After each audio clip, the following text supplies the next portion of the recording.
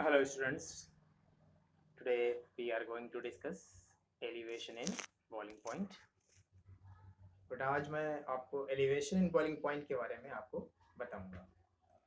तो ये elevation in boiling point क्या है, इसको समझने से पहले हमको यहाँ पर वेपर प्रेशर के बारे में समझना पड़ेगा। तो अपने पास जो टर्म है वो 3 टर्म है इस बार। एक तो वेपर प्रेशर है, बॉइलिंग पॉइंट और फ्रीजिंग पॉइंट। तो सबसे पहले हम लोग समझते हैं कि ये वेपर प्रेशर क्या होता है। देखिए बेटा, कोई भी प्योर सॉल्वेंट है, अगर प्योर सॉल्वेंट उसका वेपर प्रेशर जो है वो ज़्यादा होता है। अब ये वेपर प्रेशर क्या है, इसको समझने की कोशिश करें। देखिए वेपर प्रेशर क्या होता है, यानी अगर किसी कंटेनर के अंदर अगर वाटर को लें और उसको हीट करें, वो कंटेनर आपका क्लोज होना चाहिए। तो उस क्लोज कंटेनर में जब वाटर को आप हीट करेंगे तो वाटर आपका वेपोराइज होने लगता है और वेपोराइज होकर ऊपर की तरफ ये कलेक्ट होने लगता है और कलेक्ट होने के बाद फिर से नीचे की तरफ आने लगता है। यानी पहले तो वाटर आपका वेपोराइज होगा, रेट ऑफ वेपोराइजेशन बहुत हाई, और फिर उसके बाद वही वेपर्स कंडेंस्ड होकर फिर से वापस आने लगती हैं, तो वो कहलाता है आपका कंडेंसेशन। तो एक स्टार्टिंग में क्या होता है कि रेट ऑफ वेपोराइजेशन ज़्यादा होता है इन कंपेरिजन टू कंडेंसेशन के, लेकिन एक कंडीशन ऐसी आती है कि रेट ऑफ वेपोराइजेशन और रेट ऑफ कंडेंसेशन दोनों इक्वल हो जाते हैं। That point is called equilibrium point, या that state is called equilibrium state. और इक्विलिब्रियम स्टेट पर जो वेपर का लिक्विड पर जो प्रेशर होता है उसी प्रेशर को कहा जाता है वेपर प्रेशर। क्लियर? अब इसके बाद हम लोग बात करेंगे यहाँ पर बॉइलिंग पॉइंट की बात करेंगे, आखिर ये बॉइलिंग पॉइंट होता क्या है। तो आज का जो टॉपिक है वो आपको दिख रहा होगा, एलिवेशन इन बॉइलिंग पॉइंट, जो हम लोग यहाँ पर समझेंगे। सबसे पहले हम लोग यहाँ पर स्टार्ट करते हैं एलिवेशन इन बॉइलिंग पॉइंट में, बॉइलिंग पॉइंट को। आखिर ये बॉइलिंग पॉइंट क्या होता है? देखिए बेटा, बॉइलिंग पॉइंट क्या होता है, देखिए यानी वो टेम्परेचर है, दैट टेम्परेचर जिस पर कोई लिक्विड गैसियस स्टेट में चला जाता है, तो that temperature is called boiling point. उसी टेम्परेचर को बॉइलिंग पॉइंट कहा जाता है। फिर से एक बार देख लें, यानी वो टेम्परेचर जिस पर कोई लिक्विड गैस फेज में जाने लगता है, उस टेम्परेचर को कहा जाता है बॉइलिंग पॉइंट। अब इसके बाद नेक्स्ट डेफिनेशन और देख लीजिए, व्हाट इज बॉइलिंग पॉइंट। अगली डेफिनेशन है, तो इस डेफिनेशन में देखिए क्या बताया गया है। इस डेफिनेशन में कहा गया है कि लिक्विड जो है वो गैस फेज में जाएगा तो इसको कहते हैं एवापोरेशन, और फिर उसके बाद गैस वही ठंडी होकर या कंडेंस्ड होकर फिर से लिक्विड फेज में आने लगती है, तो ये कहलाता है कंडेंसेशन। यानी जब रेट ऑफ इवेपोरेशन और रेट ऑफ कंडेंसेशन दोनों इक्वल हो जाती हैं, that state is called equilibrium state. और इक्विलिब्रियम स्टेट जब आता है तो that temperature is called boiling point. यानी जब जब रेट ऑफ वेपोराइजेशन और रेट ऑफ कंडेंसेशन दोनों के बीच इक्विलिब्रियम आ जाता है, तो उस टेम्परेचर को कहा जाता है बॉइलिंग पॉइंट। अब थर्ड डेफिनेशन यहाँ पर बेटा देख लीजिएगा, आखिर ये थर्ड डेफिनेशन क्या है। तो देखिए, हर एक सिस्टम के ऊपर एक एटमॉस्फेरिक प्रेशर वर्क करता है। कोई भी सिस्टम हो दुनिया का, तो हर एक पर क्या होता है कि एक एटमॉस्फेरिक प्रेशर वर्क करता है। तो एटमॉस्फेरिक प्रेशर वर्क करता है, तो लिक्विड की ऊपर की तरफ जाने की टेंडेंसी कहलाती है वेपर प्रेशर। तो लिक्विड का एक अपना वेपर प्रेशर होता है। तो स्टार्टिंग में क्या होता है कि जो वेपर प्रेशर है, स्टार्टिंग में क्या होता है बेटा कि जो वेपर प्रेशर है वो उसके एटमॉस्फेरिक प्रेशर से कम होता है। वेपर प्रेशर जो होता है, यानी जो, या हम लोग कह सकते हैं कि जो एटमॉस्फेरिक प्रेशर है वो लिक्विड के वेपर प्रेशर से ज़्यादा होता है। लेकिन अगर हम इस लिक्विड को हीट करते हैं, जब इस लिक्विड को हीट करते हैं तो क्या होता है कि जो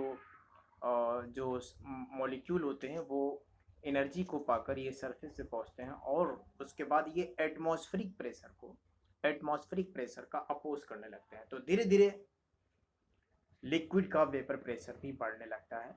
तो एक कंडीशन ऐसी आती है, या हम लोग कह सकते हैं कि वो टेम्परेचर जिस पर लिक्विड का वेपर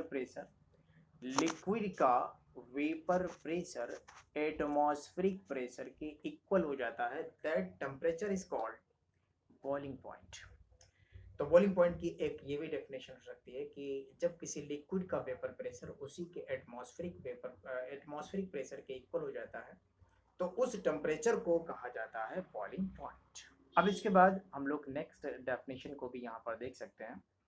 तो नेक्स्ट डेफिनेशन नहीं, यहाँ पर जो इसको कैसे कहा जा सकता है उसको हम लोग देखिएगा। देखिए बॉइलिंग पॉइंट को कैसे यहाँ पर हम लोग बोल सकते हैं।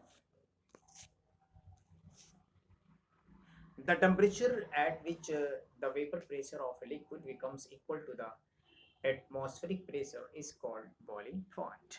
अब इसके बाद इसको और भी समझने की कोशिश करते हैं। थोड़ा नेक्स्ट पॉइंट आ गया है कि एक सॉल्वेंट है जिसके अंदर एक नॉन वोलाटाइल सॉल्यूट को ऐड किया गया है। अब ये नॉन वोलाटाइल सॉल्यूट क्या होता है, एक नई बात आ गई, नॉन वोलाटाइल सॉल्यूट। ये नॉन वोलाटाइल क्या होता है कि जैसे आपका कॉमन सॉल्ट है NaCl, सोडियम क्लोराइड, आपका नॉन वोलाटाइल है। जैसे सी वाटर के अंदर सॉल्ट बहुत ज़्यादा होता है, सी वाटर के अंदर सॉल्ट बहुत ज़्यादा होता है, सी वाटर के अंदर सॉल्ट बहुत ज़्यादा होता है। अगर हम ये सॉल्ट कैसे बनाते हैं, जैसे जो सी वाटर है उसको फील्ड में फिल कर दिया जाता है, जिससे क्या होता है कि जो वाटर होता है वो वेपोराइज होता जाता है, और बाद में आपका क्या बचता है वहाँ पर सॉल्ट, क्योंकि सॉल्ट जो है वो आपका नॉन वोलाटाइल होता है। इसी तरह से पानी में अगर हम एक गिलास पानी में अगर हम 100 ग्राम चीनी को डिजोल्व करते हैं, अगर हम चाहते हैं कि फिर से चीनी हमको मिल जाए तो उसको हीट करना शुरू करते हैं, क्योंकि वाटर का जो नेचर होता है वो वोलाटाइल नेचर होता है। तो वोलाटाइल नेचर की वजह से जो वाटर है वो वेपोराइज होता जाता है, और लास्ट में आपको क्रिस्टल के फॉर्म में क्या मिलेगा, आपको चीनी मिलेगा, शुगर मिलेगा। तो इसका मतलब शुगर भी आपका क्या हो गया है कि नॉन वोलाटाइल हो गया है। इसी तरह से अगर हम सॉल्वेंट के अंदर, वाटर के अंदर कोई नॉन वोलाटाइल सॉल्यूट को अगर डालते हैं तो उसका जो वेपर प्रेशर है वो रिड्यूस हो जाता है और बॉइलिंग पॉइंट उसका इंक्रीज हो जाता है।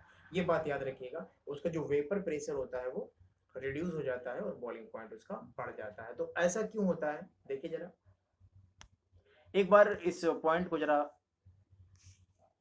जरा देख लें आप। When a non volatile solute is added to a volatile solvent, the vapour pressure of solvent in solution gets decrease. उसका जो वेपर प्रेशर है बेटा वो डिक्रीज कर जाता है। अब यहाँ पर देखिएगा, अब वो डिक्रीज कैसे करता है उसको जरा यहाँ पर देखिए, समझिएगा। जैसे यहाँ पर देखिए एक सॉल्वेंट है, ये सॉल्वेंट के मॉलिक्यूल यहाँ पर दिखाए जा रहे हैं, इनको देखिएगा। ये सॉल्वेंट के मॉलिक्यूल हैं, तो सॉल्वेंट के मॉलिक्यूल जो है ऊपर की तरफ आसानी से स्केप हो सकते हैं, आसानी से स्केप आउट हो सकते हैं। लेकिन बाई चांस इसके अंदर हम कोई नॉन वोलाटाइल सॉल्यूट अगर ऐड करते हैं, तो नॉन वोलाटाइल सॉल्यूट को यहाँ पर हम दिखा रहे हैं इस तरह से, देखो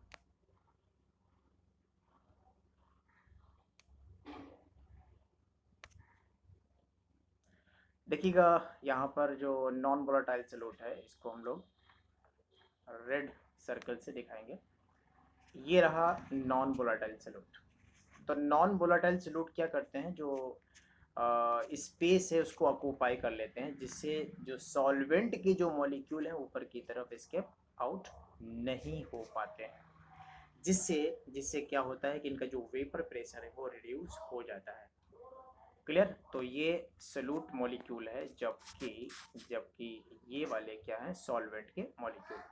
तो इनकी वजह से इसका जो वेपर प्रेशर है सॉल्वेंट का रिड्यूस हो जाता है, किसकी वजह से, नॉन वोलाटाइल सॉल्यूट की वजह से।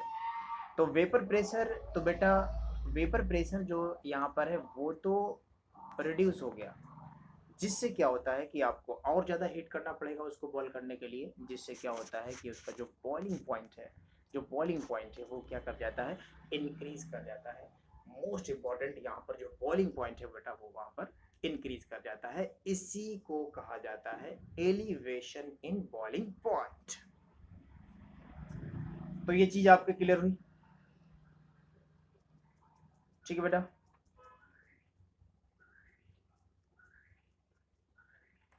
अब इसके बाद इसी पॉइंट को जरा हम लोग यहाँ पर देखते हैं फिर से एक बार, when a non-volatile solute is added to a volatile solvent, the vapor pressure of solvent in solution gets decrease. Clear? चलिए नेक्स्ट, जैसे ही हमारा सॉल्वेंट है और सॉल्वेंट का जो बॉइलिंग पॉइंट होता है, प्योर सॉल्वेंट वाटर है और इसका जो बॉइलिंग पॉइंट है वो कितना है 100 डिग्री सेल्सियस, और इसका जो वेपर प्रेशर होगा हाई होगा, और इसमें अगर हम चीनी मिलाते हैं तो ये फिर क्या बन जाता है, सोल्यूशन बन जाता है इस तरह से। तो जब सोल्यूशन बनेगा तो चीनी के जो पार्टिकल होते हैं सॉल्वेंट के पार्टिकल को क्या करेंगे, उसको दबा देंगे, जिससे कि ऊपर की तरफ ये वेपोराइज नहीं हो पाते, जिससे उसका वेपर प्रेशर डिक्रीज हो जाता है और बॉइलिंग पॉइंट सोल्यूशन का इंक्रीज हो जाता है। क्लियर? इसके बाद बॉइलिंग पॉइंट यहाँ पर जो है इंक्रीज हो चुका है, तो वो दिखाया जा रहा है। फिर से देखें एक बार, when a non-volatile solute is added to a volatile solvent, the boiling point of solution gets increased. This is called elevation in boiling point. और इस तरह से उसका बॉइलिंग पॉइंट जो है बढ़ जाता है, एलिवेट कर जाता है। तो एलिवेशन बॉइलिंग पॉइंट को इस तरह से भी समझ सकते हैं कि हमारा सॉल्वेंट है और इसके अंदर कोई नॉन वोलेटाइल सल्यूट अगर इसके अंदर ऐड कर दें तो इससे क्या होता है कि इसका जो वेपर प्रेशर है वो डिक्रीज हो जाता है और बॉइलिंग पॉइंट इसका इंक्रीज हो जाता है। वही बातें बार बार आ रही हैं। अब क्या करते हैं, बॉइलिंग पॉइंट को यहाँ पर हम लोग ग्राफिकली यहाँ पर समझने की कोशिश करते हैं। तो देखिएगा कैसे यहाँ पर समझेंगे।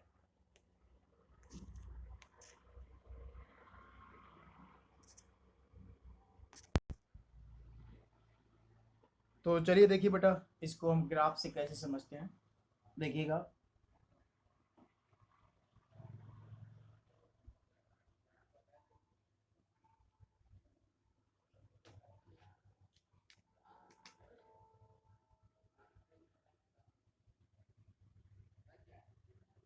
देखिए इस तरह से एक लाइन यहाँ पर वेपर प्रेशर के लिए और ये टेम्परेचर के लिए।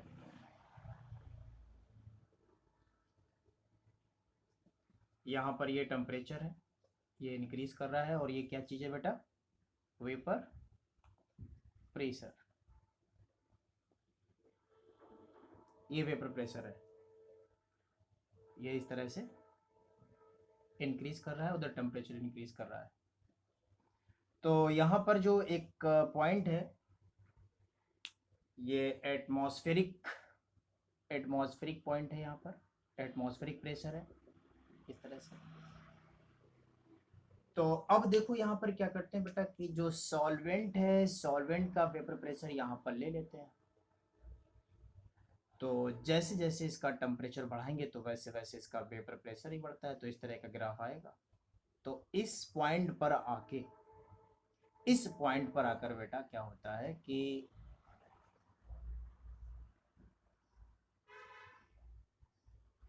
इस पॉइंट पर आकर जो सॉल्वेंट है इसका जो वेपर प्रेशर है, सॉल्वेंट का जो वेपर प्रेशर है इसके एटमॉस्फेरिक प्रेशर है। तो ये पॉइंट यहाँ पर क्या है, एटमॉस्फेरिक प्रेशर का। तो उसके एटमॉस्फेरिक प्रेशर के इक्वल हो जाता है इस पॉइंट पर। तो दैट पॉइंट इज कॉल्ड, या that temperature is called boiling point of solvent. Boiling point of solvent जिसको रिप्रेजेंट करते हैं किससे बेटा, टीओ से।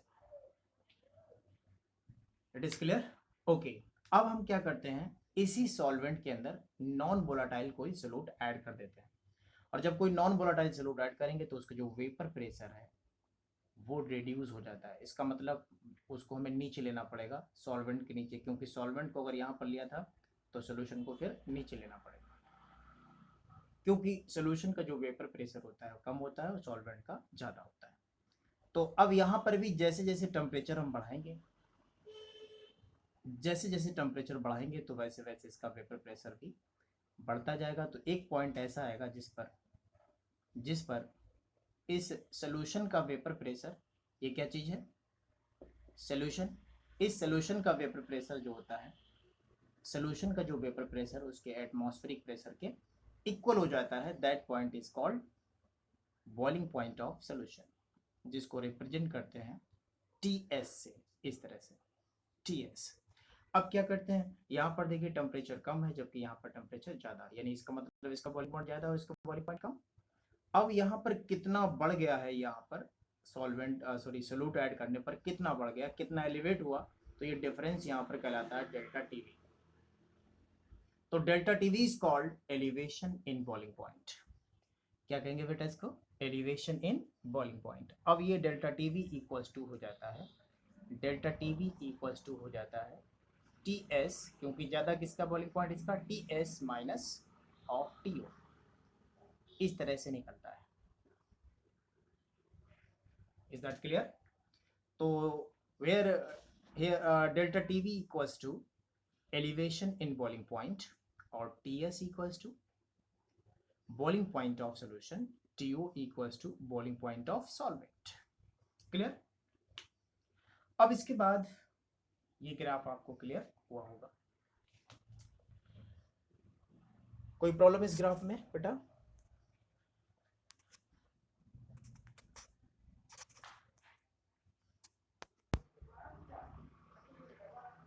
तो ये था ग्राफ रिलेटेड बॉइलिंग पॉइंट। अभी आपने देखा बॉइलिंग पॉइंट से रिलेटेड ग्राफ, बिल्कुल सेम इसी तरीके से यहाँ पर इसको समझाया गया था। यहाँ पर देखिए वेपर प्रेशर है और यहाँ पर सॉल्वेंट है, सोल्यूशन है, ये पॉइंट्स जो है टी ओ, ये पॉइंट्स आपका टी एस, जो इसका डिफरेंस आ रहा है उसको क्या कहते हैं, डेल्टा टी वी। ठीक है, तो सेम बिल्कुल इसी तरीके का ये ग्राफ आपको दिखा गया है। इसके बाद यहाँ पर एक चीज और देख लीजिएगा,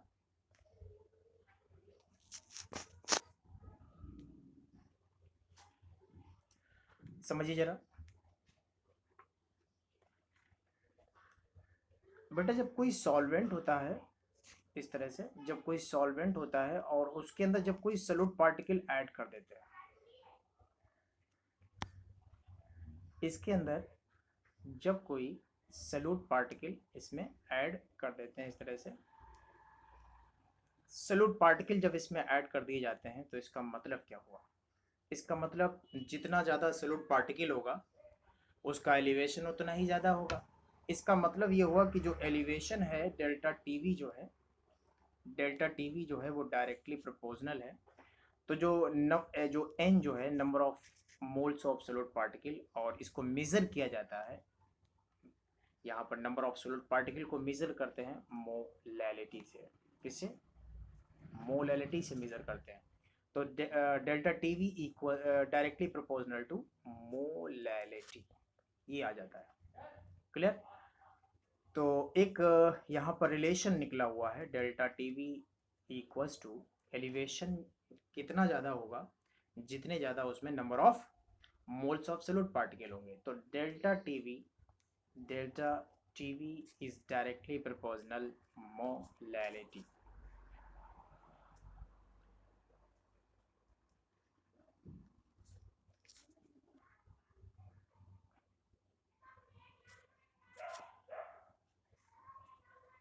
सॉरी, मोलैलिटी, ये इस तरह से। तो अगर हम प्रोपोर्शनलिटी का साइन हटाएं तो प्रोपोर्शनलिटी कांस्टेंट लगाएं, तो delta TV equals to KV into small M, यानी मोलैलिटी। तो केवी क्या है यहाँ पर, मोलल एलिवेशन कांस्टेंट है बेटा ये। तो ऐसा करते हैं, यहाँ पर मोलैलिटी का जो फार्मूला हम लोग पढ़ चुके हैं उसी को यहाँ पर पुट कर देते हैं। देखिए, तो मोलैलिटी के लिए भी फार्मूला हम लोग पढ़ चुके हैं, delta TV equals to KV into small W, यानी mass of solute into 1000 upon molar mass of solute into mass of solvent. ये फार्मूला अपना बन जाएगा। तो अब इसके क्या क्या यहाँ पर सिंबल हैं, तो उन सिंबल्स को आगे देख लिया जाए।